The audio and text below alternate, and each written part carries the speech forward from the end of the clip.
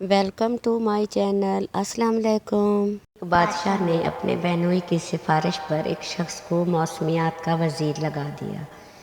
ایک روز بادشاہ شکار پر جانے لگا تو روانگی سے قبل اپنے وزیر موسمیات سے موسم کا حال پوچھا۔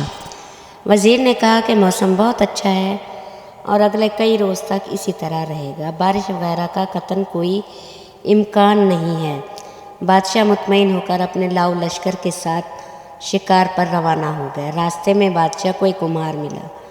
اس نے کہا، حضور آپ کا اقبال بلند ہو، آپ اس موسم میں کہاں جا رہے ہو؟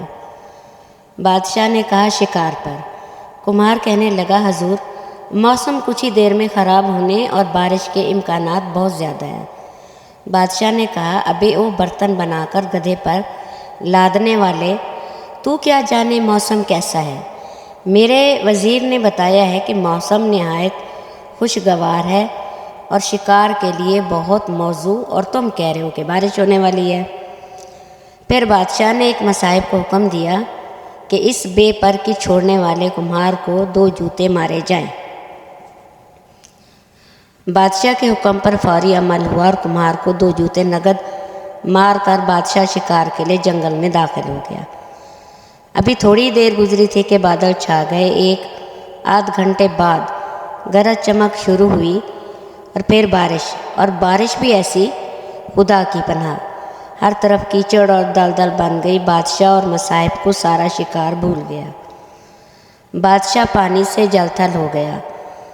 ایسے میں خاک شکار ہوتا۔ بادشاہ نے واپسی کا سفر شروع کیا اور برے حالوں میں واپس محل پہنچا۔ واپس آ کر اس نے 2 کام کیے۔ پہلا یہ کہ وزیر موسمیات کو برطرف کیا اور دوسرا یہ کہ کمہار کو دوبارہ طلب کیا، اسے انعامات سے نوازا اور وزیر موسمیات بننے کی پیشکش کی۔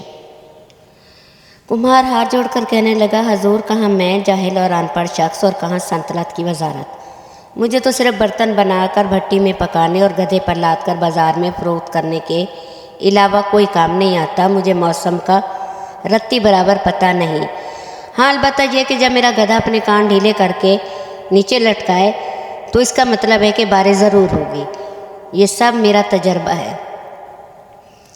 اور میرے گدھے کی یہ پیشن گوئی کبھی غلط ثابت نہیں ہوتی۔ یہ سن کر بادشاہ نے تاریخی فیصلہ سناتے ہوئے کمہار کے گدھے کو اپنا وزیر موسمیات مقرر کر دیا۔